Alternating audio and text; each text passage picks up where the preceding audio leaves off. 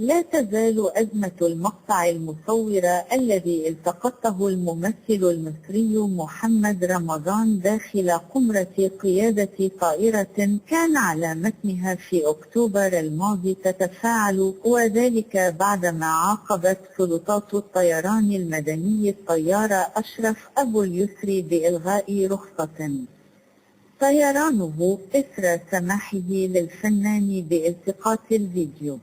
ومؤخرا ظهر الطيار أبو اليسر في مقطع مصور قال فيه إن رمضان سبق أن وعده بالتدخل لحل مشكلته، وهو يحاول التواصل معه منذ أشهر دون جدوى. ونشر رمضان الأربعاء مقطعا مصورا قال فيه وهو يرقد على سرير بمستشفى فيما يبدو أنه مشهد تمثيلي، وقال إن الطبيب الذي قام بتصوير تم إيقافه عن العمل. وتعليقا له على ما حدث قال الطيار أشرف أبو اليسر: عن أي شيء سيعوضني هذا المبلغ عن تاريخي في القوات الجوية أم حياتي المهنية التي انتهت بالفصل لا بالتكريم؟ ومضى يقول: كنت أريد أن يتحدث إلي محمد رمضان ونتفاهم سويا. لماذا انتظر 5 أشهر حتى يتحدث عن الواقعة؟ ما يحكم بيني وبينه الآن القضاء. أنا تضررت ضررا بالغا ولا أتحدث عن تعويضات مادية، سألجأ للقضاء.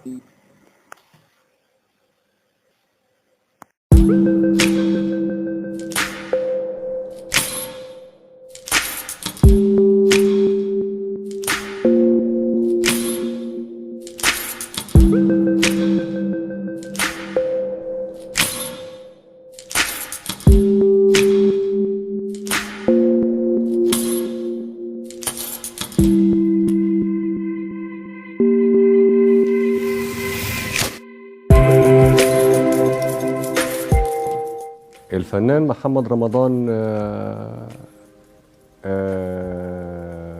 احنا كان في رحلة، الحقيقة هي ما كانتش رحلتي انا، يعني كانت رحلة بتاعت زميل اخر، بس انا كان في لظروف ان انا كنت طالع رحلة لأمريكا علشان اعمل سيميليتور تدريب على الطيارة، ده بيتعمل كل 6 شهور عندنا. فكنت في رحلة جات لي اللي هي كنت هعدي ميعاد السيميليتور، فلا خلوي انا الرحلة بتاعت محمد رمضان، فنان محمد رمضان، وواحد زميل تاني اخذ الرحلة بتاعتي. طلعنا من القاهرة رحنا الرياض، هو كان في حفلة هو بيعملها هناك. فبعد ما حوالي ساعة أو ساعة وشوية من الطيران، احنا الطيارة بتاعتنا طيارة برايفت، طيارة خاصة مش طيارة كوميرشال، يعني ما فيهاش عوامل السيفتي بتاعت الطيارات الكوميرشال اللي هي باب مدرع بين الكابينة وبين الركاب. لا، أنا بيني وبين الراكب 1.5 متر أو 2 متر، يعني الراكب اللي قاعد شايف الاتنين الطيارين وهم طايرين، وبمنتهى البساطة انت خطوة واحدة هتكون عندي في الكابينة. وهو ده اللي حصل فعلا. أنا المساعد بتاعي اللي كان معايا في الرحلة دي استأذن يروح الحمام، وده موضوع عادي جدا. لقيت الفنان محمد رمضان واقف جنبي وبيقول لي استأذنك اخد صورة لقطة كده عشان افرجها لابني، وقاعد على الكرسي، يعني دخل قاعد على الكرسي. احنا بنتعامل مع ناس على مستويات عالية جدا، أمراء ورؤساء جمهوريات، وعيب ان انا لما حد يقعد على الكرسي اقول له قوم.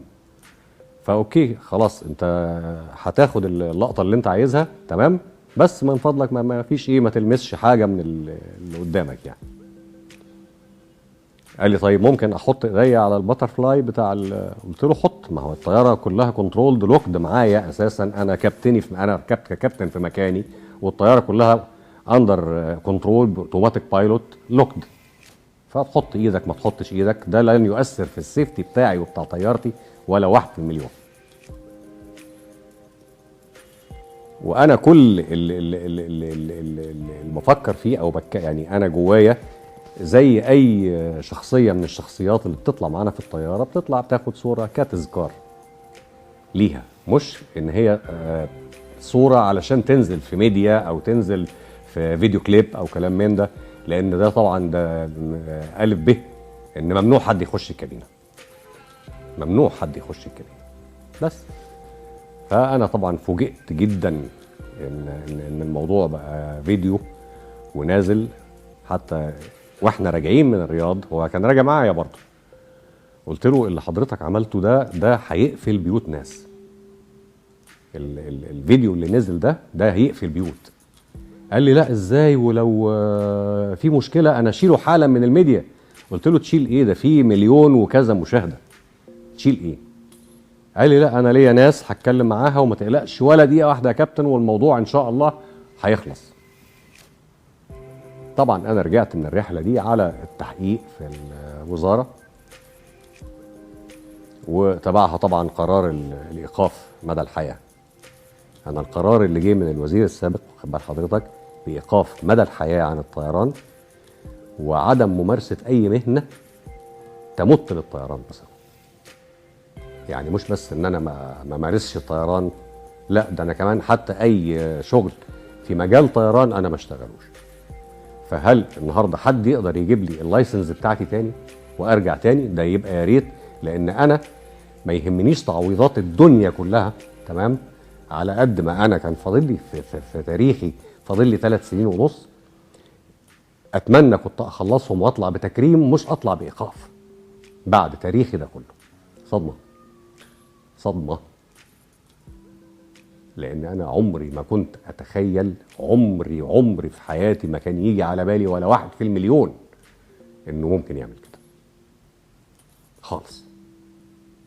يعني امبارح هو كان في المداخله مع الاستاذ عمرو اديب بيقول له لا الكابتن كان عارف اني بصور فيديو. انت النهارده اي كاميرا بتصور فيديو، اي كاميرا بتصور فيديو. وانت لما تقول لي انا عايز اخد صوره، واخد بال حضرتك، وانا في الطياره، طب ما هي الطياره واخد بالك عشان العدادات وعشان بتاع، فبتبقى الصوره فيديو، لكن مش فيديو عشان اعمل بيه كليب، ده فيديو الصوره، انت بتاخد صوره لنفسك، حاجه للذكرى فقط لا غير.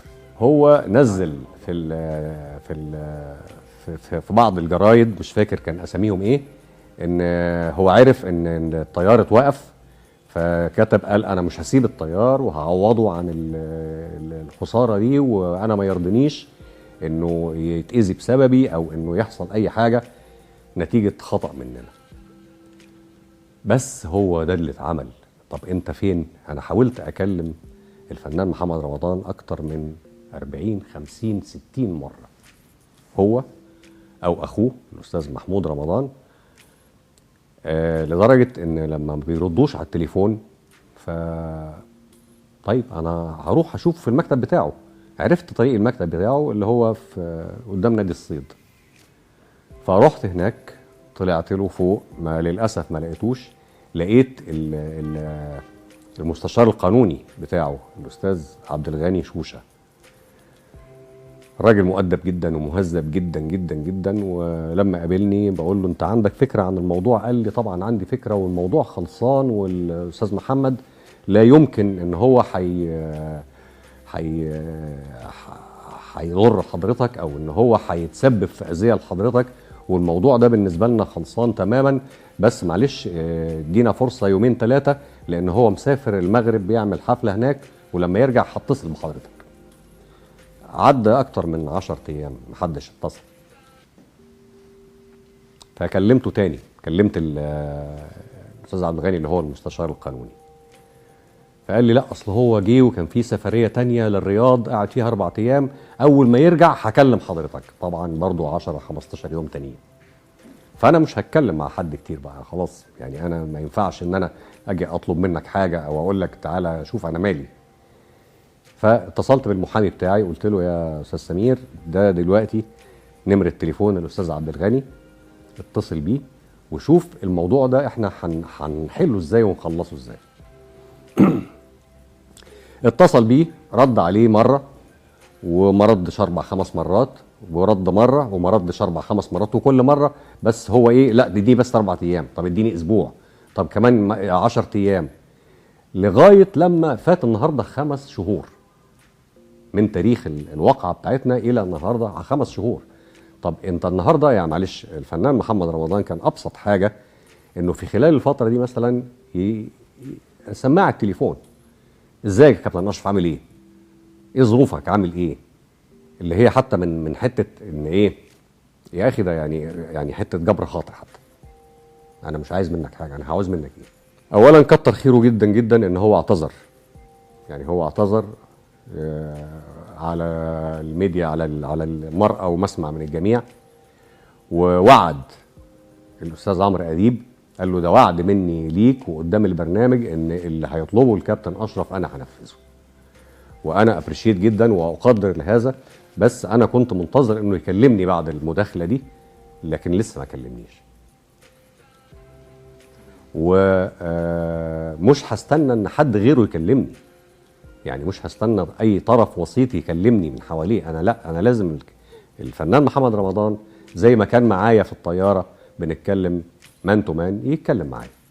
انا زي ما انت شايف انا لا هنفعل ولا حاجه خالص. احنا هنتكلم ببساطه، 1 زائد 1 يساوي 2. انت واحد قطعوا رقبته، يعني ايه؟ ما هو انت النهارده فجاه لقيت نفسك في الشارع وانت ما تعرفش تعمل حاجه غير كده. انت يعني انا عن نفسي، انا لا اعرف اتاجر ولا اعرف اسمسر ولا اعرف اقاول ولا ماليش في القصه دي كلها. انا راجل من وانا عندي 13 سنه طيار، ما اعرفش غير ان اكون طيار.